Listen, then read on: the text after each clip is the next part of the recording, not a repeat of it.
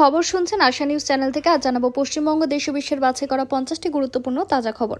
চ্যানেলে নতুন হয়ে থাকলে চ্যানেলটিকে অবশ্যই সাবস্ক্রাইব করবেন। খবরের শুরুতে সংবাদ শিরোনাম। ডাল কাটা শুরু হয়েছে, এবার গাছ পর্যন্ত পৌঁছবে। মমতা অভিষেকের সরাসরি হুঙ্কার দিলীপ ঘোষের। তীব্র চাঞ্চল্য রাজ্য রাজনীতিতে। দেশের সব প্রাথমিক শিক্ষকদের জন্য বড় ধাক্কা, নির্দিষ্ট সময়ের মধ্যে টেট পাস বাধ্যতামূলক করল সুপ্রিম কোর্ট। পশ্চিমবঙ্গে ফিরছে রাজ্য লটারি, সরকারের আয় বাড়াতে বড় নির্দেশ মুখ্যমন্ত্রীর। 3000 টাকা অন্নপূর্ণা ভান্ডার নিয়ে নবান্নের বড় ঘোষণা, লক্ষ্মীর ভান্ডারের বহু গ্রাহক বাদ পড়তে পারেন সুবিধা থেকে। 12 পাতার ফর্ম দেখে মাথায় হাত সাধারণ মানুষের। অন্নপূর্ণা যোজনা নিয়ে নতুন বিতর্ক, বড় ঘোষণা অগ্নিমিত্র দিলীপের। বিরতি শেষ, শনিবার থেকে রাজপথে ফিরছেন তৃণমূলের শীর্ষ সেনাপতি অভিষেক। আমার বউকে ও নিয়ে পালিয়েছে, তাই ওর স্ত্রী আমার। বউ বদলের ঘটনায় তোলপাড় গোটা এলাকা। সরকারি কর্মচারীদের স্ত্রী বাদ, এবার দ্বিগুণ ভাতার আশ্বাসে নতুন আশা খেটে খাওয়া মহিলাদের। অন্নপূর্ণা ভান্ডারের 12 পাতা ফর্ম নিয়ে আতঙ্কের মাঝে বড় আশ্বাস দিলেন দিলীপ ঘোষ। তৃণমূল শুধু মুসলমানদের জন্য কাজ করে, বিস্ফোরক অভিযোগ তুলে পথ ছাড়লেন অসম সভাপতি অভিজিৎ মজুমদার। যুবশক্তি প্রকল্পে ফের নতুন আবেদন বাধ্যতামূলক, কবে মিলবে 3000 টাকার বেকার ভাতা। বাংলায় শুরু হচ্ছে ডিজিটাল জনগণনা, দিনক্ষণ ঘোষণা নবান্নের। আরজিকর কাণ্ডে নতুন বিস্ফোরক দাবি, একা সঞ্চয়ী কাজ করতে পারে না। কেন্দ্রের ফ্রি রেশন প্রকল্পে এবার মাসে 35 কেজি চাল গম, কারা পাবেন এই সুবিধা জানুন। কোনো পরীক্ষা ছাড়াই সরকারি স্কুলে শিক্ষক হওয়ার সুযোগ, বাংলায় চালু নতুন দুর্দান্ত স্কিম। ফলতায় বড় ভোটার কেলেঙ্কারি, 15 মৃত ভোটার হঠাৎ জীবিত, তৃণমূলের চাপে নামতলার বিস্ফোরক অভিযোগ বিএলওর।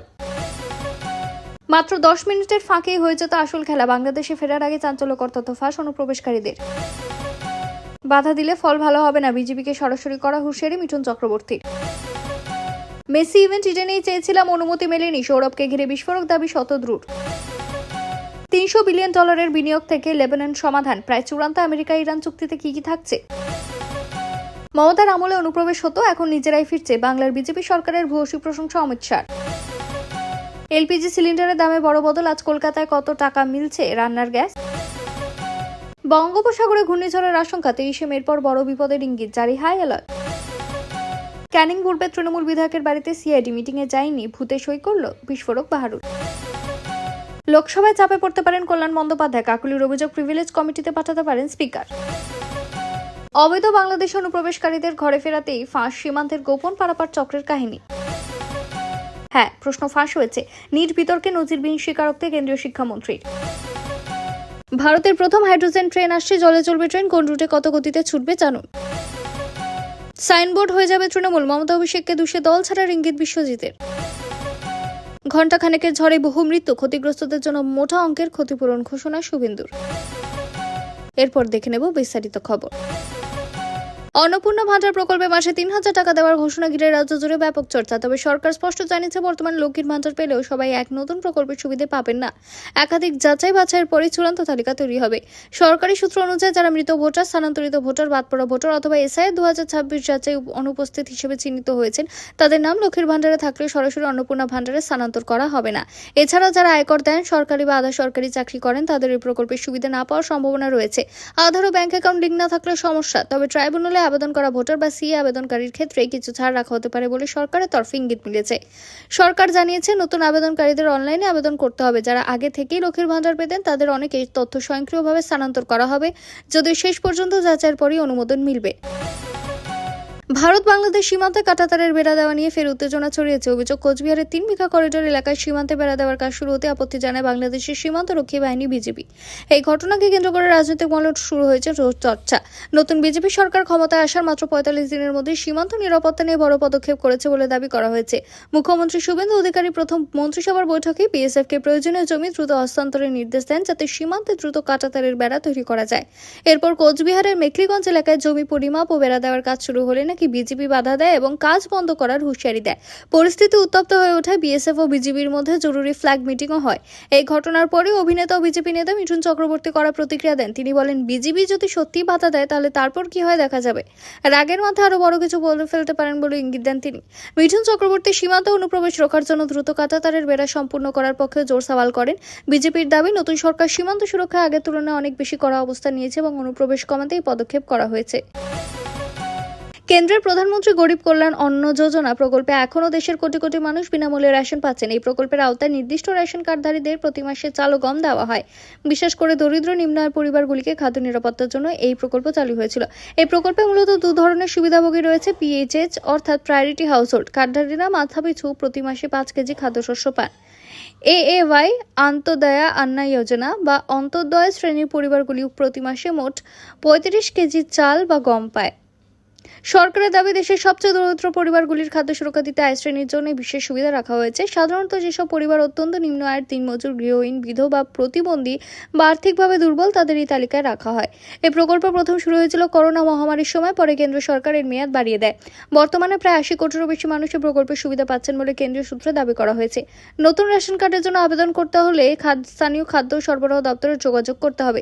এছাড়াও কেন্দ্রের মাই স্কিম বা রাজ্যের খাদ্য দপ্তরের পোর্টালের মাধ্যমেও তথ্য জানানো যায়। আধার লিঙ্ক ও বৈধ রেশন কার্ড থাকা বাধ্যতামূলক। তৃণমূল কংগ্রেসের অন্দরে বড় ভাঙনের জল্পনা ঘিরে ফের সরগরম রাজ্য রাজনীতি। বিভিন্ন সংবাদ মাধ্যমের দাবি, একাধিক সাংসদ ও বিধায়ক বিজেপির সঙ্গে যোগাযোগ রাখছেন এবং খুব শীঘ্রই দলবদল হতে পারে বলে রাজনৈতিক মহলে জোর চর্চা। সম্প্রতি মুখ্যমন্ত্রীর প্রশাসনিক বৈঠকে তৃণমূলের 6 জন বিধায়ক ও সাংসদ কাকলি ঘোষ দস্তিদারের উপস্থিতি ঘিরে জল্পনা আরও বেড়েছে। রাজনৈতিক বিশ্লেষকদের মতে এটি তৃণমূলের অন্দরে অসন্তোষের স্পষ্ট ইঙ্গিত। এদিকে তৃণমূলের রাজ্যসভার সাংসদ সুখেন্দু শেখর রায়ের সোশ্যাল মিডিয়া পোস্টে নতুন বিতর্ক তৈরি করেছে। তিনি রাজ্যের রাজনৈতিক পরিবর্তন নিয়ে মন্তব্য করে দলের ভেতরে চাপা ক্ষোভ প্রকাশ্যে এসেছে বলে মনে করছে রাজনৈতিক মহল। আরও বড় ধাক্কা আসে যখন তৃণমূলের জাতীয় মুখপাত্র শান্তনু সেন পদত্যাগ করেন বলে খবর সামনে আসে। পাশাপাশি কয়েক ডজন কাউন্সিলরও দল ছাড়ার সিদ্ধান্ত নিয়েছেন বলে বিভিন্ন প্রতিবেদনে দাবি করা হয়েছে। তবে ঠিক কতজন সাংসদ বা বিধায়ক বিজেপিতে যোগ দিতে চলেছেন সে বিষয়ে এখনো কোনো সরকারি বা চূড়ান্ত তালিকা প্রকাশ করা হয়নি।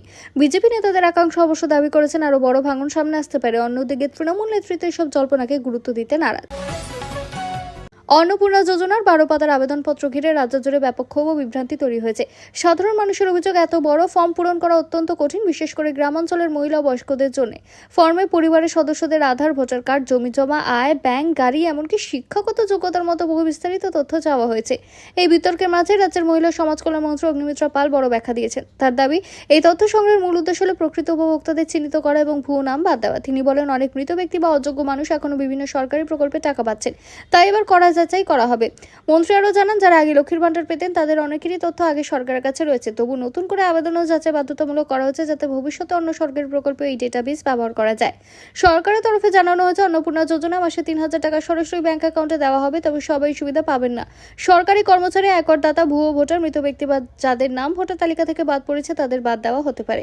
ফর্ম নিয়ে বিক্ষোভ থাকায় বিভিন্ন জায়গায় সহায়তা শিবির খোলার কথাও বলা হয়েছে। অনলাইন অফলাইন দুভাবেই আবেদন করা যাবে বলে জানিয়েছে সরকার।